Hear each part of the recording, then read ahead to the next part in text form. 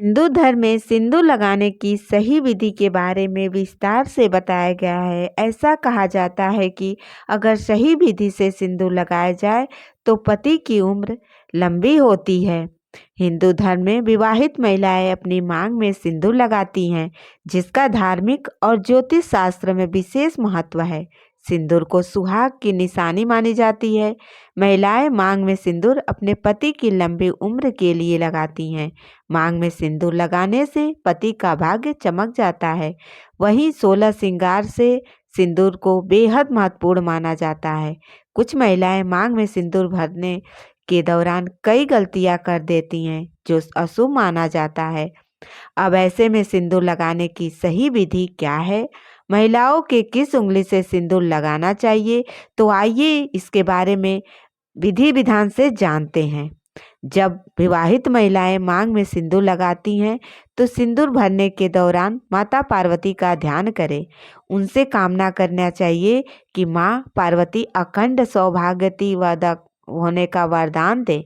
इससे पति की लंबी उम्र होती है और सौभाग्य में वृद्धि होती है। और हमें किस उंगली से सिंदूर लगाना चाहिए? अनामिका उंगली यानी कि हाथ की तीसरी उंगली यानी रिंग फिंगर जो उंगली होती है, उस उंगली से हमें सिंदूर लगाने चाहिए। यह मध्यम और कनिष्ठा के बीच होती है। अनामिका उंगली से तिलक लगाने से मानसिक शक्ति प्रबल हो सकती है और इसका संबंध सूर्यदेव मंत्र से है। इस उंगली से तिलक लगाने से सुख समृद्धि और सौभाग्य की प्राप्ति होती है। कुछ महिलाएं विवाह हो जाने के बाद पति से सिंदूर नहीं लगवाती हैं, जबकि एक विवाहित महिलाओं को कम से कम सप्ताह में एक बार पति के हाथ सिंदूर जरूर लगवाना चाहिए। इससे भाग्य में वृद्धि होती है और अखंड सौभाग्यवती की आशीर्वाद भी प्राप्त होता है। कई बार ऐसा होता है कि जब सिंदूर लगाती हैं तो सिंदूर गिर जाता है और बहुत ही महिलाएं गिरे हुए सिंदूर डिबिया में भर लेती हैं। लेकिन ऐसा कहा जाता है कि गिरे हुए सिंदूर को कभी भी मांग में नहीं भरना चाहिए, इससे अशुभ माना जाता है।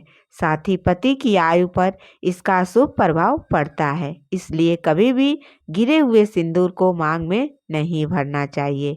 अगर महिलाएं सिंदूर लगा रही हैं तो इस बात का खास ध्यान रखें। और इसके अलावा अगर आपको यह वीडियो पसंद आए तो चैनल को लाइक और सब्सक्राइब जरूर करें। कमेंट में जय माता दी जरूर लिखें। मिलते हैं अगले वीडियो में एक नई जानकारी के साथ। जय माता दी।